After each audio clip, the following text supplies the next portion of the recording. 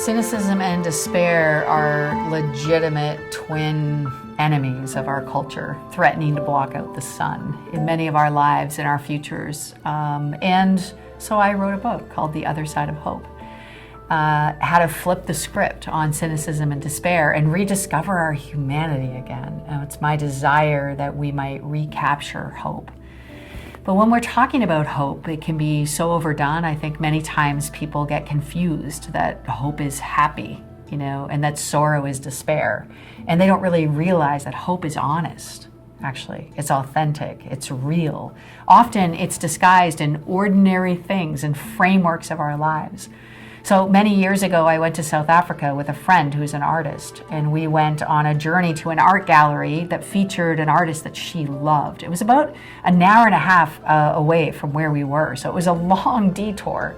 When we got to that art gallery, the art curator had designed this whole art session on what he called the flip side. And what he had done is he had taken every piece of art in the gallery, every piece of art, and he had just flipped it over. So the entire gallery was just filled with this exact image over and over and over and over and over again. And do you notice anything about this image at all? It's not very glorious, is it? It's very ordinary. It's a little bit ripped. It's beige. It has a wire and it has a frame. And my artist friend was so upset, but I was amazed. I was amazed at what the other side of art looks like. It looks ordinary. It looks beige. It looks a little bit torn. It looks like it's been, hammered together. It looks solid enough to put a piece of art on. And it began to make me realize that hope is this glorious display, often glimpsed in our lives, a lot like artwork. But for hope to be displayed in our lives requires us to look at the other side of hope in our lives. The ordinary parts, the framework of our life, our mindsets, our theology, the way we think about ourselves and other people, the way that we live our lives on a day-to-day basis in our ordinary everyday lives. Do we live the other side of hope, a framework of a life that could display hope then to the world? That's what this book is about.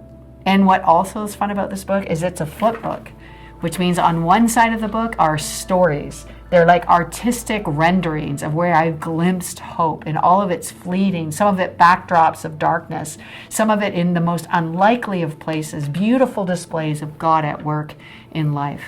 And when you flip that book over, it talks about the framework of our lives, the ordinary decisions, the thought processes, the way that we live, our own relationships, what we invest in, what our minds think, how we think about God, how we think God thinks about us. This framework is ordinary and beige and sometimes a little bit ripped and torn, but it's solid. Our humanity can be a solid framework that hope can be displayed on.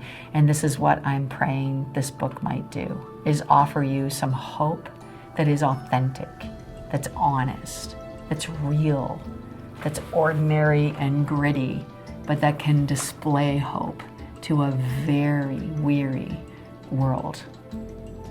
I hope you can get it. I hope it might matter. I hope it'll give life to you and the people that you live with as well.